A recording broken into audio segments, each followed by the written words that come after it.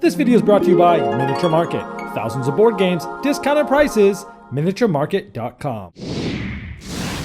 Hello my friends, it's the Game Boy Geek here. Today we find ourselves on an island. We're going to be going around and getting different snapshots and looking for souvenirs, and we're going to be going through caves and trying to avoid the lava. There's going to be fireballs coming at us and all sorts of other things. We're going to be trying to not be on bridges when they get taken out. We're trying to get to the chopper and get off the island. Today we're taking a look at Fireball Island, The Curse of Vul-Kar from Restoration Games.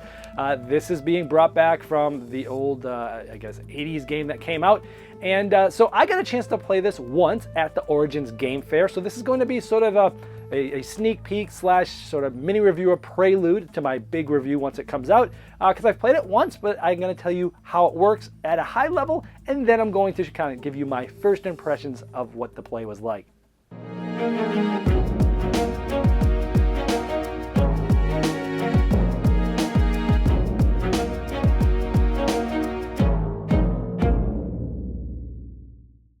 Now the version I got to play is the one and only prototype that they have, and so the videos and pictures that you're going to be seeing is not the final components. This is what the final version will look like. Keep that in mind as you're watching this video.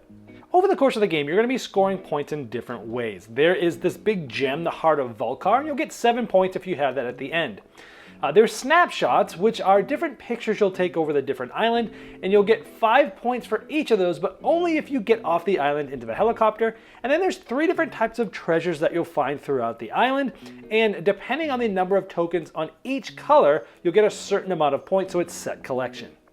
Now on your turn, you're going to have a couple of cards, and you'll play one to move, and you have to move the exact amount on the card, and then after moving, usually, you'll have an optional action that will do all sorts of different things throughout the game. Now I happen to have played this version with the expansion, the Crouching Tiger Hidden Bees, so I have this card here that will allow me to move and then dump a bunch of bees into the Vul-Kar. Now Vul-Kar is interesting that there's about a 50% chance it will come out the middle and 25% chance maybe for the other side, so there is some probabilities as to where things will go. Now remember, you are trying to run around the island and get different snapshots and get different jewels and get different treasures, but right now I'm going to show you where the real fun of the game lays in is watching things happen. There's a lot of stand-up moments when things happen, so here's just a montage of different videos of what happened sometimes when things were getting poured into Vul-Kar. Yeah! Yeah! I'm gonna do it. Alright. Man, that just missed me.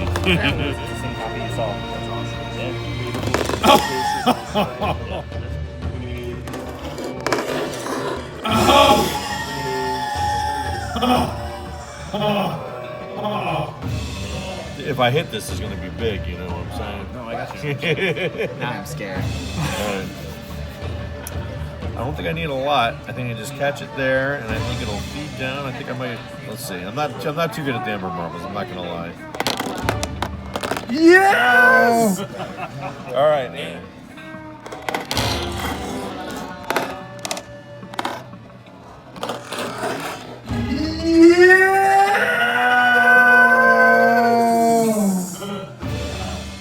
Now when you get knocked down, it's not the end of the world. If somebody else caused that to happen, they get to steal a treasure from you, but you always get a souvenir.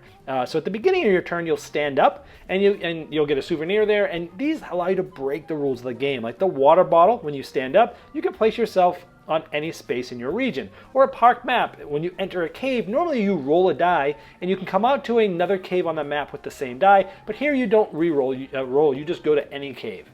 Sometimes souvenirs can have endgame goals. If you look on the right here, this was my tableau. I actually got 2 selfie sticks, and this allowed us that each of my snapshots are worth plus 2 points if I get to the end of the helicopter, but I had 2 of those. So I had 3 different snapshots. Now you're only getting to get 1 of each of the types there, and they're spread out around the map, so you're really trying to run around the entire island. I have the Fire Flash Chute, the Dock Run, and the Skeleton Head Beach.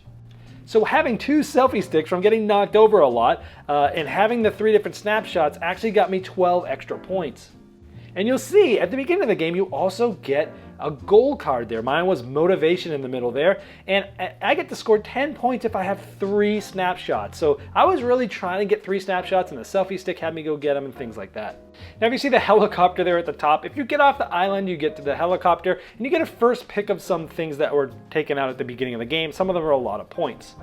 And at the end of the game, you're going to score points, as I mentioned earlier, by getting the Heart of Vul-Kar. There's only one of those, but if you run past somebody, you can steal it from them. The snapshots, which I showed you, and then the treasures that you pick up as you run by them on the island.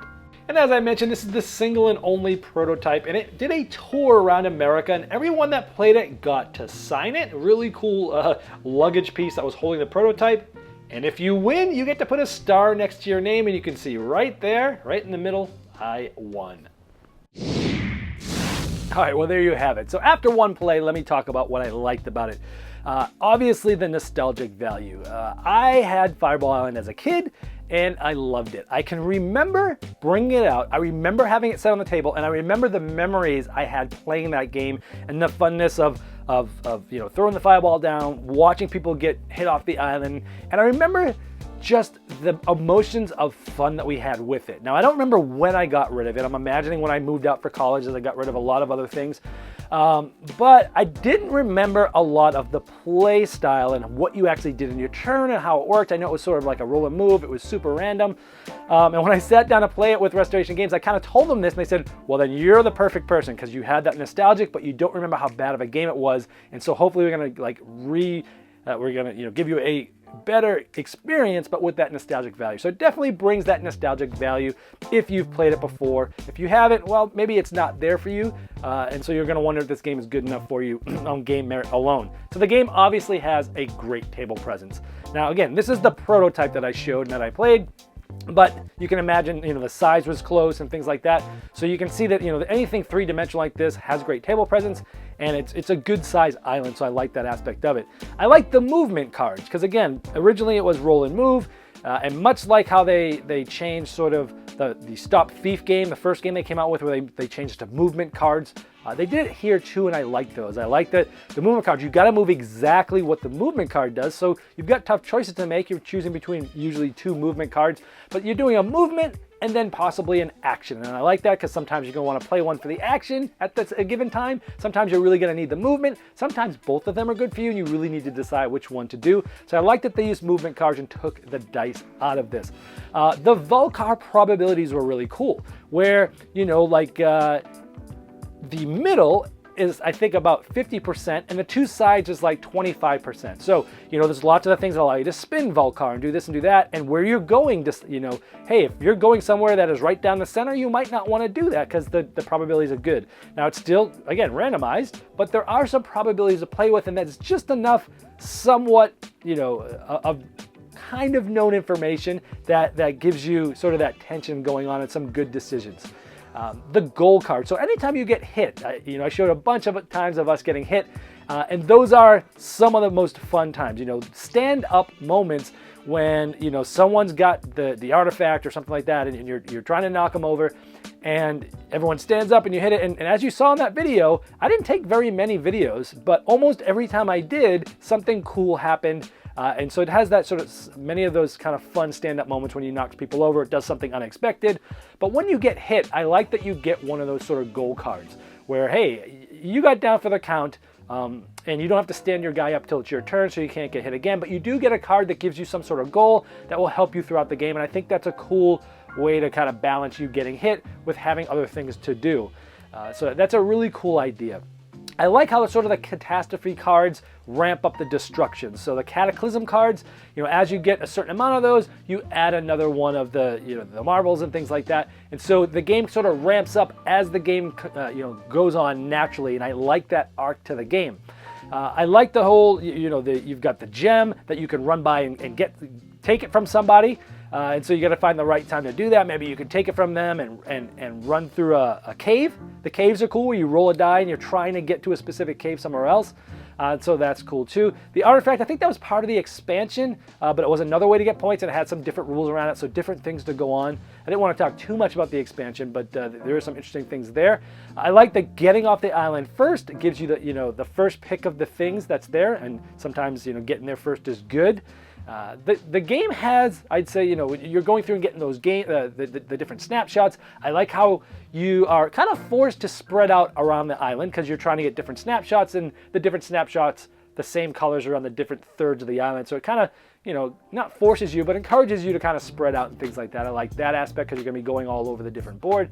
In the end, I think this is light fun, but there's still things to think about. So, I enjoyed it a lot. We had a lot of fun. I would say it met my expectations because I tried to keep them in check as to, hey, it's Fireball Island. It's not going to be this humongous epic game. It's going to be a silly game, a light game, but still just enough game there to keep you intrigued. So, I would call this obviously a light game that's fun, that has stand-up moments, that has great table presence, and has some memorable stand-up moments. If you're looking for that, I think you'll like this. If you're looking for something that's going to be some big, deep strategic game, I don't think this game is going to be for you.